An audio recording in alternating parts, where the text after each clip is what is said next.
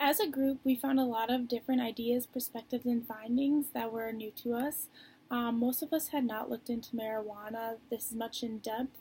The research questions that we chose led us to find new things that we would have not otherwise known if we had not read all these different articles and have done this project. So the first thing we found very interesting and did not know up until now is that the potency of THC has risen by almost 10% from 2002 to 2012, which was very surprising to learn.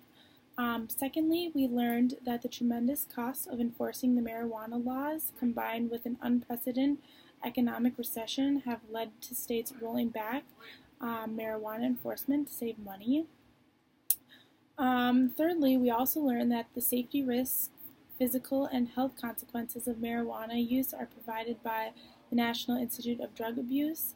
Most of us knew this, but the findings that went along with it we did not know. The findings show that marijuana use by adolescents actually impairs short-term memory, attention, judgment, other cognitive functions, coordination, and balance, increased heart rate, and creates psychotic episodes. This shows that marijuana use precedently impairs memory, learning skills, and sleep. And lastly, it shows that adolescents use can in the long term lead to addiction, increased risk of chronic cough, bronchitis, psychosis, schizophrenia, anxiety, and depression. And lastly, we learned that states who legalize medicinal marijuana have a decreased crime rate from 1990 to 2006 in such areas such as homicide, robbery, and aggravated assault. All states had lower rates of crime from this period, but the states that stood out were the ones that legalized medicinal marijuana use.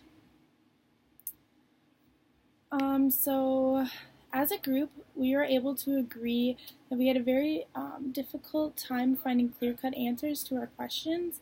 We looked at a ton of different websites to come to conclusions on some of our answers, but it was difficult because marijuana is not legal in most places, so not many sources were very clear-cut about their answers and their findings. We also discussed how this could come up in many controversial topics, that it's very hard to find a clear-cut answer because many people have different views on what they believe, and it could persuade them to believe one way or another, or research one way or another. So we were left with the question of how sales of marijuana will affect prescription medical marijuana. It was very hard to find articles that talked about both medical and legal marijuana and the effects that come with both of them. If there were unlimited resources, more information on legalized marijuana would have definitely been more helpful for us in our findings.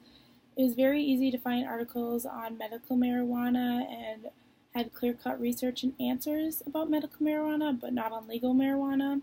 So this left a huge gap in the field of the study, and it was very difficult to find research that led to clear-cut answers about the legalization of marijuana.